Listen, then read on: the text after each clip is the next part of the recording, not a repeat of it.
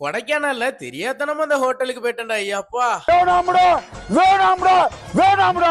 இன்னைக்கு காலையில பிரேக்பாஸ்ட் சாப்பிடலான்னு ஹோட்டல் கோடை ஆரியாஸ்ங்கிற கடைக்கு போயிருந்தோம். ரொம்ப நேரம் தேடி ஒரு நல்ல ஹோட்டலை கண்டுபிடிச்சிருக்கோம்ப்பான்னு சந்தோஷத்துல போனோம். ஹோட்டல் ரொம்ப கூட்டமா இருந்துச்சு, நிறைய பேர் உட்கார்ந்து சாப்பிட்டுட்டு இருந்தாங்க. அப்ப கண்டிப்பா டேஸ்ட் சூப்பரா இருக்கும்னு நாங்களும் போய் ஆர்டர் பண்ணிட்டோம். நெய் ரோஸ்டும் பூரியும் தான் ஆர்டர் பண்ணியிருந்தோம். ஆர்டரை கொண்டு வர்றதுக்கே ரொம்ப லேட் பண்ணிட்டு இருந்தாங்க. சங்கீத ஸ்வரங்கள் ஏழே கணக்கா இன்னும் இருக்கா. ஒரு வழியா நெய் ரோஸ்ட கொண்டு வந்துட்டாங்க. நெய் ரோஸ்ட்ல நெய்யோட வாசம் டேஸ்ட் எதுவுமே இல்லாம சாதா தோசை மாதிரி இருந்துச்சு. சாம்பாரும் ரொம்ப ஆவரேஜா இருந்துச்சு.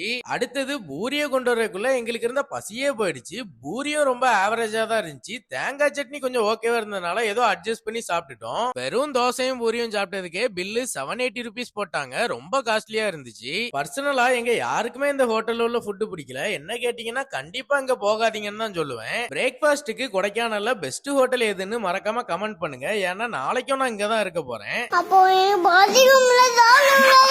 எப்படியோ கஷ்டப்பட்டு இந்த ஃபுட் எல்லாம் சாப்பிட்டு முடிச்சுட்டு நாங்க கிளம்பி வந்துட்டோம்.